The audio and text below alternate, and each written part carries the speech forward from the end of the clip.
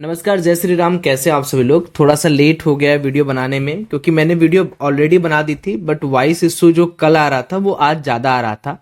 तो मैंने सोचा कि आराम से रूम पर चलकर वीडियो बनाते हैं। आप सब लोग तो यार जान ही रहे हो, माफ़ कर ही देते हो। दोस्तों, एक शिकायत है आपसे। शिकायत ये है कि मैक्सिमम पीपल जो है हमारी वीडियोस तो रोज़ देखते हैं, बट अभी तक उन्होंने चैनल को सब्सक्राइब नहीं किया। तो सब्सक्राइब कर लो 1 मिनट के अंदर, और छोटा मोटा कमेंट डेली कर दिया करो यार। कुछ नहीं तो आपको जय श्री राम बोलने में क्या जाता है, कम से कम इतना तो आप लिख ही सकते हो।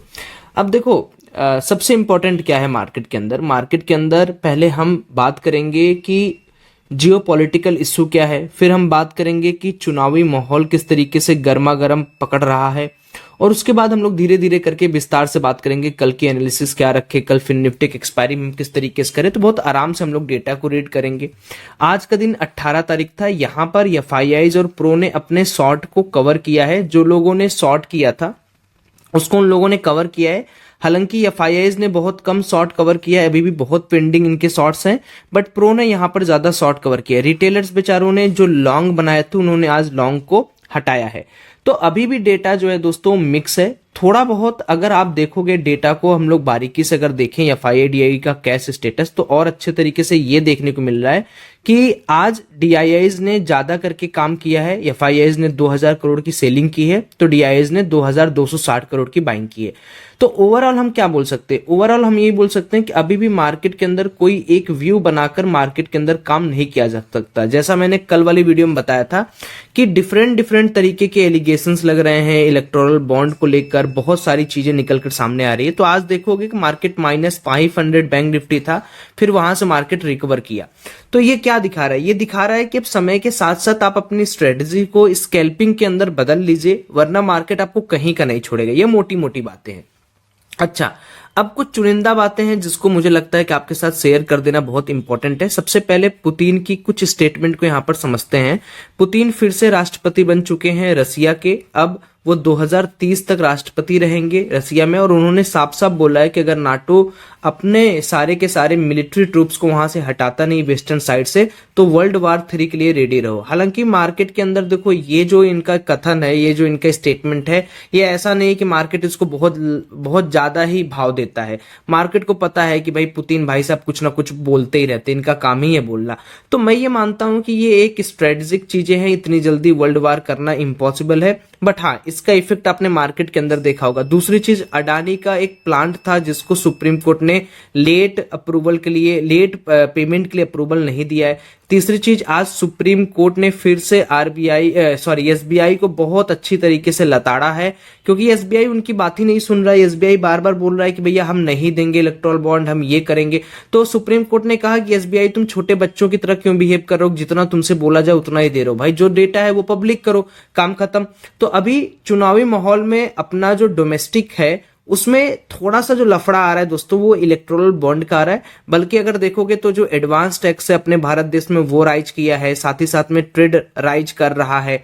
तो अभी अगर हम इंडियन मार्केट को यहां पर रखते हैं, तो इंडियन मार्केट के अंदर जो डोमेस्टिक इन्वेस्टर्स हैं, एसआईपीज है, म्यूचुअल फंड है, शेयर की खरीदारी है, इन्वेस्टिंग पॉइंट ऑफ व्यू से अपना बाजार मजबूत है। परंतु अगर आप ग्लोबल मार्केट को देखोगे ना, तो ग्लोबल मार्केट थोड़ा सा मार्केट को पेन दे रहा है, क्योंकि अलग अलग तरीके के अलग अलग बयान बाहर निकलकर सामने आ रहे हैं। तो मुझे लगता है कि अभी के लिए, जैसा हम लोगों ने मंडे को प्लान किया था कि मार्केट ऊपर मिले तो सेलिंग का प्लान करो, नीचे मिले तो बाइंग का प्लान करो, यही प्लान हमें अभी भी रख के चलना होगा मार्केट के अंदर। साथ ही साथ में चाइना के वेरियस डेटास पब्लिश होने वाले हैं। जापान ने कुछ अपने आप में टैक्सेशन को रिलीफ दिया, जिसकी वजह से आज जापान का बाजार 2% उठा है। अभी यूएस के मार्केट में थोड़ी सी तेजी देखने को यहां पर मिल रही है, देखते हैं कि तेजी सर्वाइव करती है नहीं करती। अब देखो, दिमाग लगाओगे तो मार्केट का मैंने रेंज यहां से यहां तक कैलकुलेट किया, मतलब इतना बड़ा मार्केट का रेंज है बैंक निफ्टी का। तो आप सोचो, जब जब मैं आपको ये चीज बताता हूं कि बैंक निफ्टी बहुत बड़े रेंज में आ गया, तो मैं आपसे क्या कहता हूं? मैं आपसे कहता हूं सतर्क रहो, सावधान रहो, छोटा फंड यूज करो, स्कैल्प मोड करो। अब अगर आप देखो तो मेरे लिए क्या हो जाएगा कल का दिन? मेरे लिए हो जाएगा भाई, यहां पर मार्केट बार बार सपोर्ट लिया है, एक बार मैं कोशिश करूंगा कि अगर मार्केट यहां पर ऊपर से नीचे की तरफ, देखिए दो चीजें होती है, अगर मार्केट मान लो ऊपर खुलता है और नीचे की तरफ आने लगता है तो मैं यहाँ पर एक सपोर्ट ट्रेड का प्लान करूंगा। यहाँ पर कोई व्यू बना के नहीं काम कर सकते कि नहीं कल मार्केट गिरा था आज भी गिरेगा, कल मार्केट उठा था आज भी उठेगा। ये काम करोगे तो आप बर्बाद हो जाओगे मार्केट के अंदर। अच्छा, दूसरी चीज क्या है कि फटाफट यहाँ पर हम लोग एक एनालिसिस और कर लेते हैं। यहाँ पर हम बैंक निफ्टी के ऊपर ही एक रेजिस्टेंस एरिया और एक सपोर्ट एरिया दोनों मैंने देखी, यहाँ पर फटाफट करके मार्क कर दिया। तो अगर मान लो कल को मेरे को बैंक निफ्टी ऊपर जाता है और यहां पर मुझे रेजिस्टेंस कुछ मिलता है तो मैं इसको एम पैटर्न समझ के थोड़ा सा ट्रिपल टॉप समझ के यहां पर मैं सेलिंग का प्लान करूंगा। मैं बाइंग का प्लान नहीं करूंगा कि नहीं मार्केट ब्रेकआउट दे रहा है तो मैं बाइंग का प्लान करूंगा, क्योंकि अभी वो स्थिति है ही नहीं ना। हाँ, अगर मार्केट को बाइंग में जाना है तो हमने जो रेखा बनाई है ना 46,790 46,790 का, इसके ऊपर मार्केट निकलेगा तो ही मैं यहां पर बुलिश ट्रेड का प्लान करूंगा। अन्यथा मुझे अभी कोई जल्दीबाजी नहीं है बेयरिश होने का, बुलिश होने का।